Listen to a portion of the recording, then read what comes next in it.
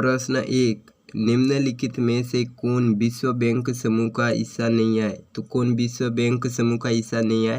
तो है IMF विश्व बैंक समूह का हिस्सा नहीं है। तो प्रश्न दूसरा, भारत में लक्षित सार्वजनिक वितरण प्रणाली कब प्रारंभ की गई? तो कब प्रारंभ की गई थी? 1997 यानी कि सी में 1997 में लक्षित सार्वजनिक वितरण प्रणाली प्रारंभ की गई थी। प्रश्न 3, भारत सरकार द्वारा बजट कहाँ पेश किया जाता है? तो कहाँ पेश किया जाता है? तो है ऑप्शन ए, लोकसभा में बजट पेश किया जाता है। प्रश्न चौथा, हाल ही में कोटक महिंद्रा बैंक के प्रबंधक, निदेशक और मुख्य कर्मचारी अधिकारी उदय कोटक ने में इस्तीफा दिया है। कोटक महिंद्रा बैंक की स्थापना कब हुई थी? तो कब हुई थी कोटक बैंक की स्थापना? तो हुई थी 1985 यानी कि ऑप्शन सी 1985 में कोटक महिंद्रा बैंक की स्थापना हुई थी। प्रश्न पांचवा, भारत का पहला केंद्रीय बजट कब पेश किया गया था? तो कब पेश किया गया था भारतीय केंद्रीय बजट? तो है 1947 को भारत का पहला केंद्रीय बजट पेश किया गया था लोकसभा में। प्रश्न छठवां, NABARD का मुख्यालय कहाँ है? तो कहाँ है नाबार्ड का मुख्यालय?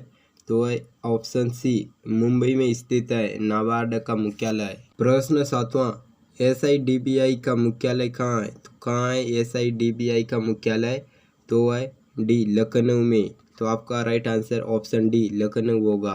प्रश्न आठवां, भारत में सिक्के डालने का अधिकार किसके पास है? तो किसके पास है भारत में सिक्के डालने का अधिकार? तो है वित्त मंत्रालय के पास।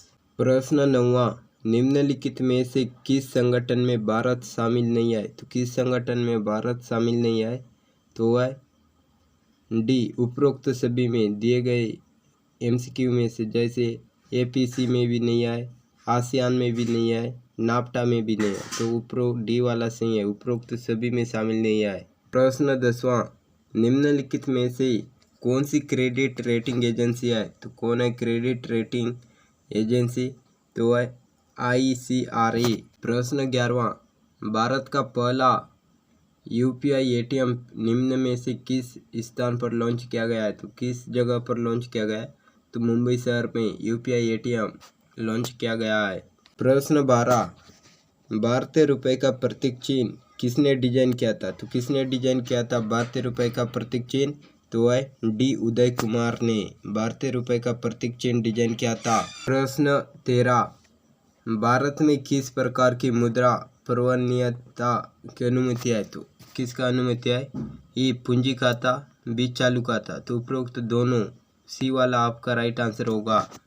तो ये भी दोनों में मुद्रा प्रवणनीयता की अनुमति है। प्रश्न 14, निम्नलिखित में से कौन सा कर राज्य सरकार द्वारा लगाया जाता है? तो कौन सा कर लगाया जाता है राज्य सरकार द्वारा? तो है रोड टैक्स। प्रश्न 15, भुगतान संतुलन की गणना में केवल शामिल है? तो कौन शामिल है? दृश्यमान सम्मान और अदृश्यमान सम्मान। तो उपयुक्त दोनों सही होंगे। तो सी वाला आपका राइट आंसर होगा।